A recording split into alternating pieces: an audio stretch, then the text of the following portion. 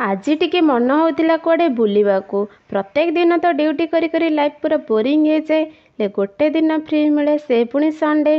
से दिनटा को मु मिस करने को चाहेनी, आपण मैंने भी चाहतीनी। से पतिदेव कहले चल कुआडे गोटे बुले आनी तुमको, ले कुआडे नौथिले तो कहलेनी। मुझे प्लेस रे पहुँचले आपण मानू कहबी। हाँ, शेष पर्यंत मोर ए वीडियो को देखु, जमारू स्किप करेंगे ना जानीपारे आम के आसीलु। आउ अल्प बाट रहा से जगार पहुँचवाकू।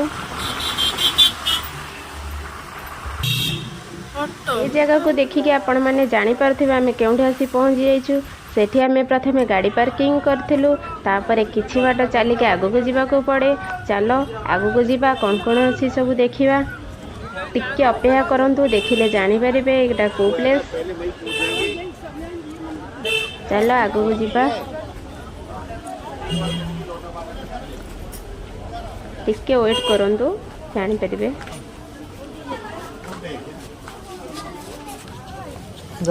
देखो आसीगला, एटा को शांतिर स्थान जार नाम धौली पहाड़। धौली हेउछि ओडिशार थिबा एक बौद्ध विहार और शांति स्तूप।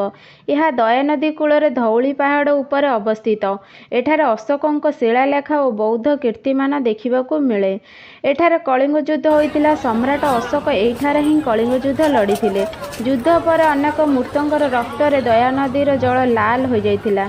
आउ एही युद्ध में बहिथिबा रक्तर नदी जहाको देखि सम्राट अशोक पर चंडाशोकरू धर्माशोक पलटिथिले।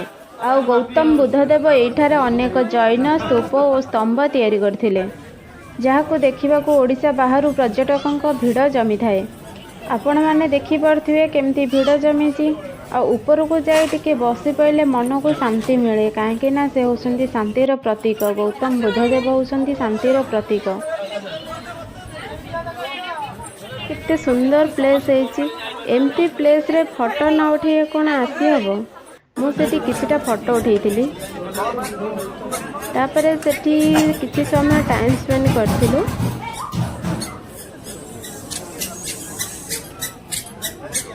बहुत सारा लोक आसीथिले और संध्या भी हो जाइतिला से समय रे। देखि पारथिबे केते सुंदर भाबरे कारुकार्य होइछि चतुर्पार्श्व। आ ऊपर थाई तलर दृश्य देखिबा बहुत सुंदर लगे। मते तो बहुत भल लगिला। आपण माने थरे ए जगह को आसी बुली जानतो, आपण मानको भी बहुत भल लागिबो।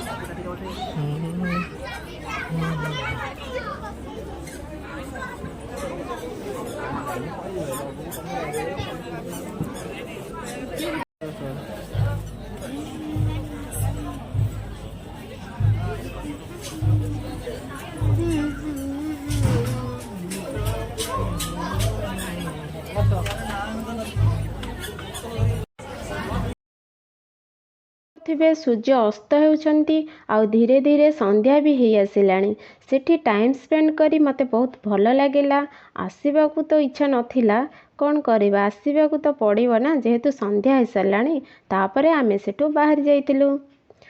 जदि मोर ए लॉन्ग वीडियोटी आपण मानकू भल लागिला, लाइक शेयर सब्सक्राइब हाँ कमेंट करबा पे भूलिबेनी। जय जगन्नाथ सांग माने। लास्ट को मोर किछिटा पिक अछि, देखि नेबे और कमेंट माध्यम रे जणाई देबे।